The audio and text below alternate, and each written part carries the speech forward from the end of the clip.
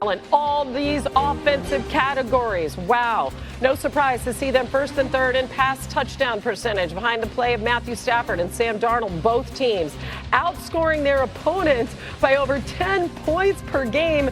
And Mina, we've been seeing these formations from the Rams, 3 tight ends on the field. Do you see them sticking with that against Seattle?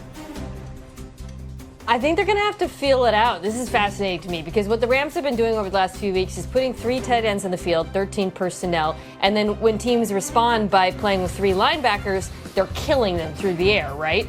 Problem is Seattle almost exclusively matches multi-tight end looks with their big nickel with Nick Emenwari, which means they're both sound in coverage, but they're also exceptional against the run. When Seattle plays nickel and they go up against heavier looks, they're allowing 3.3 yards per carry, which is insane. So I think McVay is going to try to run if they go light, but I wouldn't be surprised if he leans back into 11, his customary 3 wide receiver sets. And then for Seattle, it just becomes about pressure to me. Can you dominate LA in the trenches? That is going to be, it's something obviously their 4-man rush has been exceptional. Their blitzes are also very hard for teams to deal with. But to me, that's the biggest way to stop Matthew Stafford is you got to get to him. Absolutely. Yeah, and Kay, I would imagine he'll treat Emenwari like a backer. He's not going to treat him like a nickel. He'll treat him like a backer and try and throw on him. I agree with me. This is the best matchup of the season. Okay, this will determine the game. Rams offense, Seattle's defense. Whatever unit wins that is going to win the game. Mina's right. If you don't get to him, Stafford, he's going to light you up. That's kind of where he and this offense is. Now here's the challenge. Is one of the best pass-protecting offenses, if not the best pass-protecting offensive lines in the NFL. Stafford's only gotten pressure on a quarter of his snaps. That's outrageous.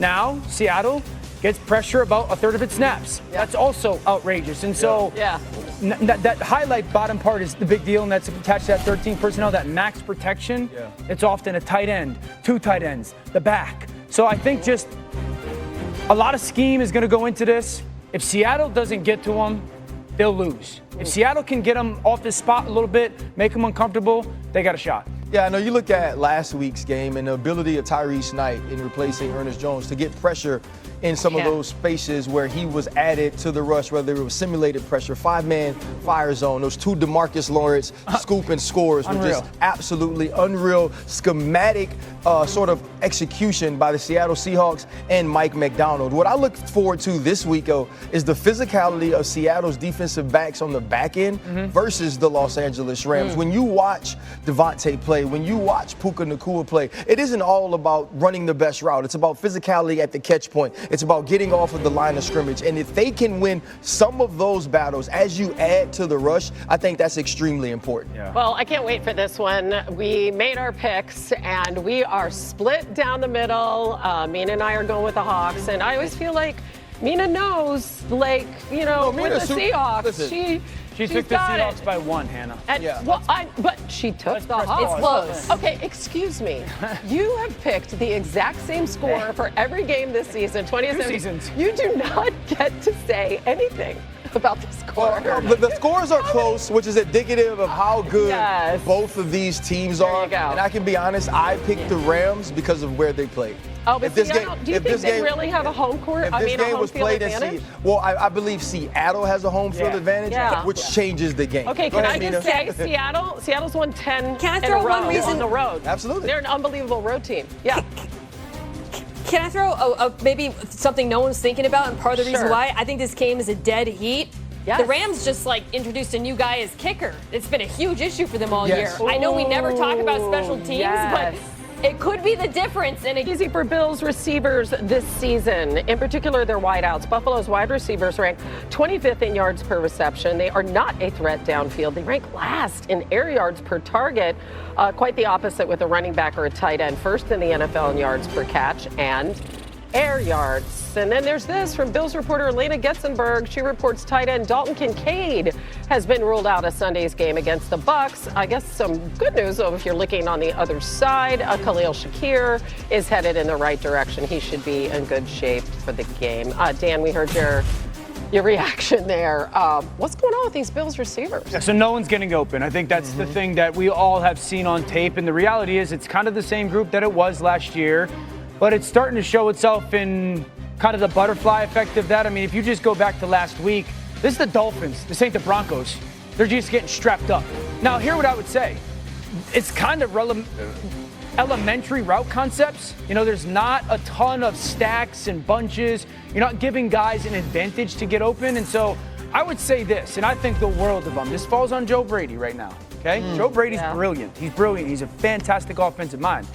If we all know you're not getting open on the perimeter, the defenses know you're not getting open, then it has to go back to what are we doing formationally and schematically, help them to get open. They're not going to get open themselves. So then it falls on Joe's shoulders to get into bunches, to get into stacks, to get into rubs and picks, to try to create this separation schematically rather than my guy better than your guy.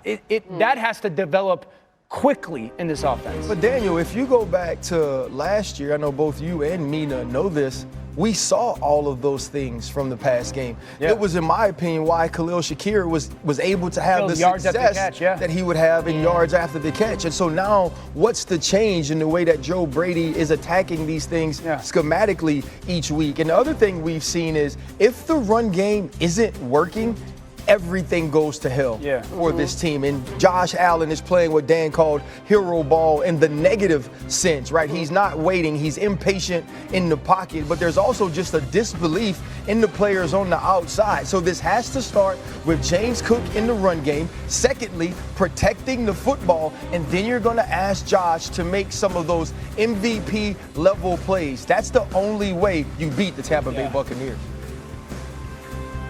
I'm thinking about this now from a matchup perspective this week, and you're going against Tampa, which is a very good run defense that concerns you, and the DBs are playing well too.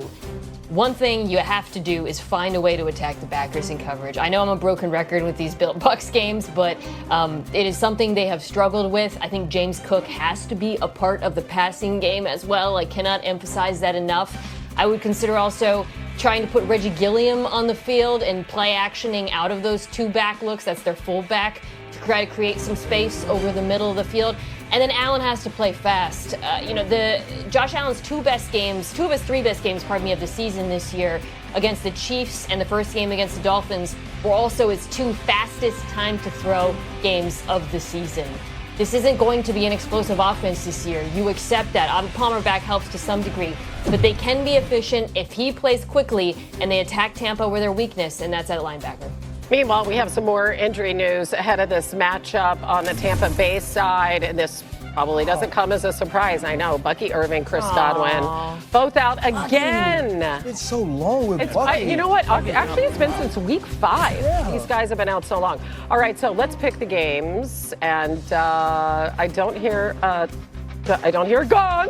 Yay. RC, you're going with the Bucks. You did. Why? I saved you guys. Why going with the Bucks? You know what? I look at the Bucks last week, and the way that they were attacked was beating one-on-one coverage with wide receivers and Drake May making plays. I don't believe that the Buffalo Bills can do this, and I think the run defense stacks up. They're going to pressure him from the back end, and they're going to force Josh Allen into some mistakes, and Baker Mayfield will make enough plays offensively to go win this game. Thank you for saving.